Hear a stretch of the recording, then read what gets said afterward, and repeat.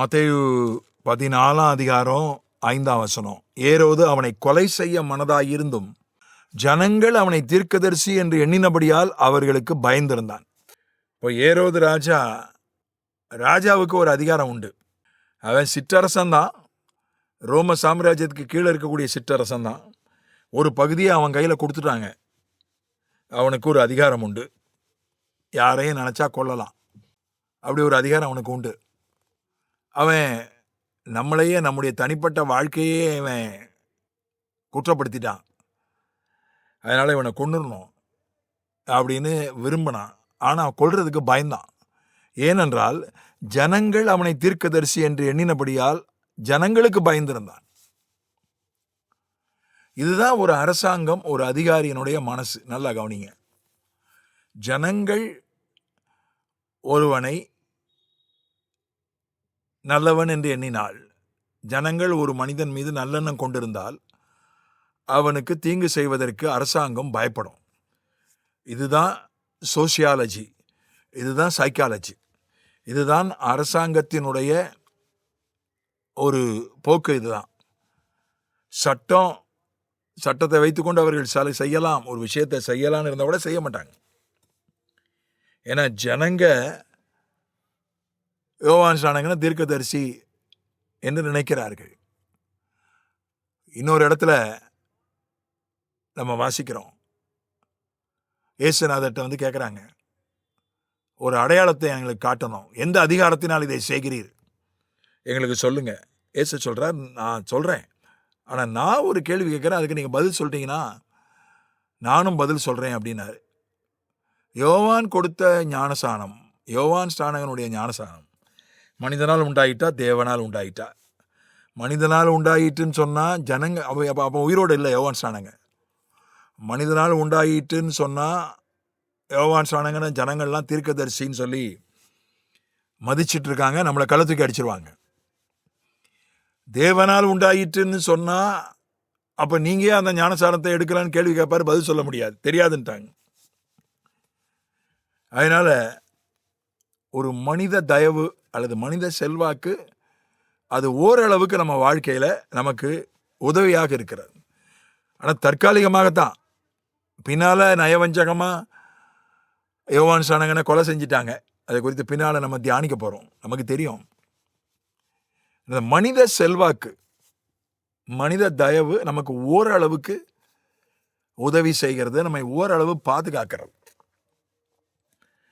அதுதான் ரொம்ப முக்கியம். நமக்கு மனித தயவு தேவை. புறம்பானவர்களாலும் நற்சாட்சி பெற்றிருந்தான்னு போட்டிருக்கு. அதனால பக்கத்து வீட்டுக்காரங்களோட நமக்கு ஒரு நல்ல உறவு இருக்கணும். சில விசுவாசிகள் அல்லது பல விசுவாசிகள் பார்த்தீங்கன்னா பக்கத்து வீட்டுக்காரன் செய்வனை வச்சுட்டான், பக்கத்து வீட்டுக்காரன் பிரச்சனை. சில அயலகத்தார் அப்படி தான் இருப்பாங்க, காரணம் இல்லாமல் நம்மளை பகைச்சிட்டு இருப்பாங்க. எல்லாரையும் அப்படி சொல்ல முடியாது. நம்ம வீட்டு நல்லது கெட்டதுக்கு அவங்கள கூப்பிடணும், அவங்க வீட்டு நல்லது கெட்டதுக்கு நம்ம போகணும். இதனால ஒன்றும் இது ஒன்றும் ஐக்கியம் கொள்வது அல்ல. ஒரு நல்லது கெட்டதுக்கு போகிறது ஐக்கியம் கொள்வது அல்ல, ஒரு நல்லெண்ணத்தை உண்டாக்குவது. அந்த மாதிரி ஒரு ஊரில் இருக்கக்கூடிய ஏதாவது நம்ம விழா நடத்தும்போது, சபையில் ஏதாயிலும் ஒரு கொண்டாட்டம் நடக்கும்போது, ஒரு ஆண்டு விழா, கிறிஸ்மஸ் விழா ஏதாவது நடத்தும்போது, சபை நாள் நடத்தும்போது, அந்த ஊரில் இருக்கக்கூடிய பெரிய மனிதர்களுக்கு அழைப்பு கொடுக்கணும். அவங்கள மேடையில் உட்கார வைக்கணும், அவங்களுக்கு மரியாதை செய்யணும்னு அவசியம் இல்லை. ஒரு அழைப்பு கொடுக்கணும். அவங்க வரட்டுமே, ஆளை மாதிரி வரட்டுமே, ஆளை போல் வரட்டும். அவங்கள தூக்கி முன்னால் மேடையிலலாம் உட்கார வைக்கணும்னு அவசியம் இல்லை. ஒரு நல்லெண்ணத்தை உண்டாக்கணும். பலருக்கு அந்த நல்லெண்ணத்தை, அல்லது சிலருக்கு அல்லது பலருக்கு, ஊழியக்காரங்க கூட அந்த விஷயத்தை கவனிக்காமல் விட்டுறாங்க. பப்ளிக் ரிலேஷன், கவர்மெண்ட் லயசன், அரசாங்கத்தோடு உள்ள தொடர்பு, பொதுமக்களோடு உள்ள உறவு, இது ரொம்ப முக்கியம் ஒரு தேவ பிள்ளைக்கு, ஒரு தேவ ஊழியக்காரனுக்கு.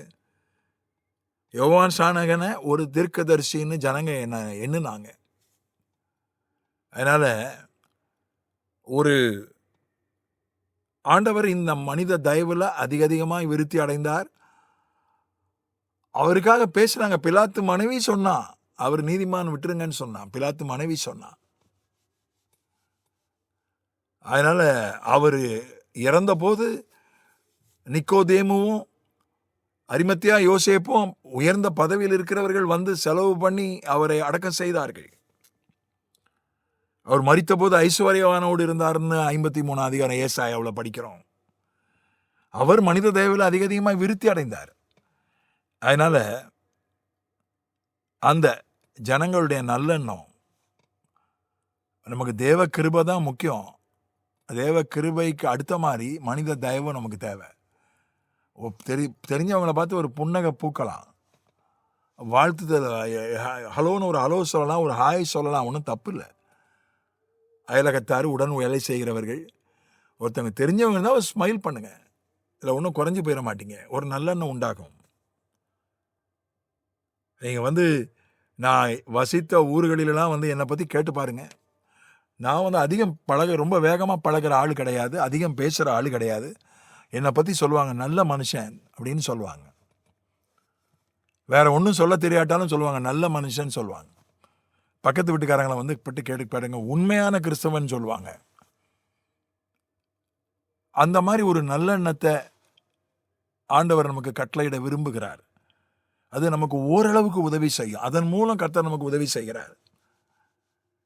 ஜனங்களுக்கு பயந்ததுனால ராஜா யோவான் ஸ்நானகன் மேல ஒரு குறிப்பிட்ட காலம் வரைக்கும் கை வைக்கல. அதனால மனித தயவை, நல்லெண்ணத்தை கர்த்தர் நமக்கு வைத்திருக்கிறார். அதை நாம் பெற்றுக்கொள்வோமாக. ஆமென்.